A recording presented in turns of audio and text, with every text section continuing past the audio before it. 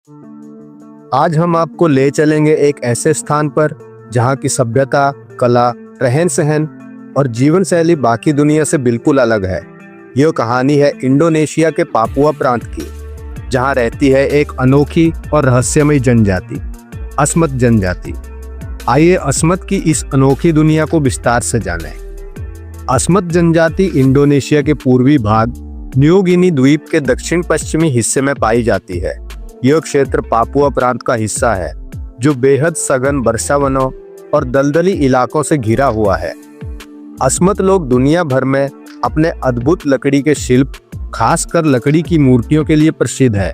इनकी संस्कृति में मृतकों का सम्मान, पूर्वजों की पूजा और प्रकृति के साथ सामंजस्य एक विशेष स्थान रखता है। अस्मत जनजाति की कुल जनसंख्या लगभग 70,000 से 90,000 के बीच है। ये लोग मुख्यतः मछली पकड़ने, शिकार और साग सब्जियां उगाने पर निर्भर रहते हैं। उनके घर दलदली इलाकों में लकड़ी के बने ऊंचे प्लेटफॉर्मों पर बनाए जाते हैं, जिन्हें स्थानीय भाषा में जीव कहा जाता है। यह डिजाइन बाढ़ से सुरक्षा के लिए अपनाया जाता है। अस्मत लोग मुख्यतः अस्मत भाषा बोलते हैं, जिसकी कई उपभाषाएं हैं। हालांकि आज के समय में कई लोग इंडोनेशियाई भाषा भी बोलते हैं, ताकि वे मुख्य धारा समाज से जुड़ सकें। अस्मत जनजाति की सबसे अनूठी विशेषता है उनकी कला।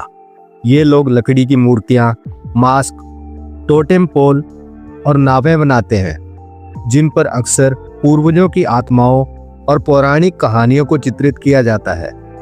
इनकी मूर्ति कला इतनी प्रसिद्ध है कि अस्मत museum of art New York, America में स्थापित किया गया है।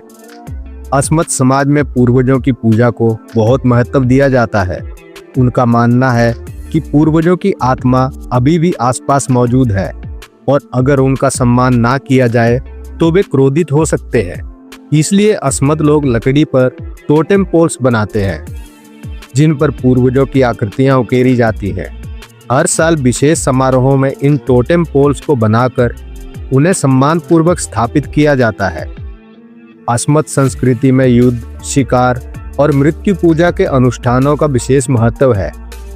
पहले के समय में यह जनजाति कैनिबलिज्म के लिए भी जानी जाती थी। दुश्मनों का सिर काटना और उन्हें खाना एक पवित्र अनुष्ठान माना जाता था, ताकि दुश्मन की शक्ति अपने में समाहित की जा सके। हालांकि आज के समय में यह प्रथा लगभग खत्म हो चुकी है, लेकिन इसकी स्मृतियां अभी भी उनके गीतों और लोक कथाओं में जीवित है। हर साल अक्टूबर या नवंबर महीने में अस्मत क्षेत्र में एक भव्य आयोजन होता है, जिसे अस्मत कल्चरल फेस्टिवल कहा जाता है। इसमें स्थानीय लोग अपनी कला, नृत्य, पारंपरिक पोशाकें और नाव दौड़ जैसी गतिविधियां प्रदर्शित करते हैं।